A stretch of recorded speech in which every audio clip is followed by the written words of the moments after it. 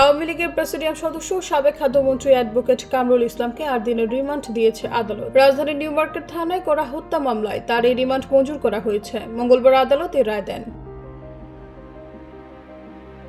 এর আগে তাকে আদালতে হাজির করে 10 দিনের রিমান্ড আবেদন করে পুলিশ, পরে শুনানি শেষে এই রায় দেন আদালতে। এদিকে সোমবার রাতে রাজধানীর উত্তরা 12 নম্বর সেক্টর থেকে তাকে গ্রেফতার করা হয়। ঢাকা মহানগর গোয়েন্দা পুলিশের অতিরিক্ত কমিশনার রেজাউল করিম মল্লিক এই তথ্য নিশ্চিত করেছেন। পুলিশ কর্মকর্তা বলেন, রাত 11টার দিকে উত্তরার একটি বাসা থেকে তাকে গ্রেফতার করা হয়। তাকে ডিবি কার্যালয়ে আনা হচ্ছে। আগামীকাল তাকে আদালতে হাজির করা হবে।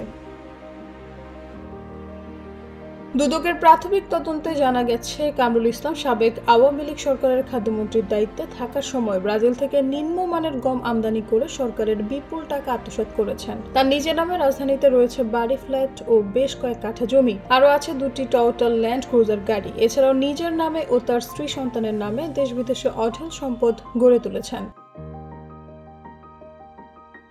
এছাড়া আইন প্রতিমন্ত্রী থাকাকালে কামরুল ইসলামের বিরুদ্ধে নিম্ন আদালতে কর্মচারী নিয়োগে দুর্নীতি, অনিয়মের মাধ্যমে কয়েক কোটি টাকার ঘুষ নেওয়ার অভিযোগ রয়েছে। উল্লেখ্য, গত 5 আগস্ট তীব্র প্রাণঘাতী গণ আন্দোলনের মুখে আওয়ামী লীগ সরকারের পতনের পর থেকে সাবেক মন্ত্রী এমপিদের অনেকেই বিভিন্ন হত্যা ও হামলার মামলায় গ্রেফতার হয়েছেন। এ তালিকায় সর্বশেষ সংযোজন কামরুল ইসলাম।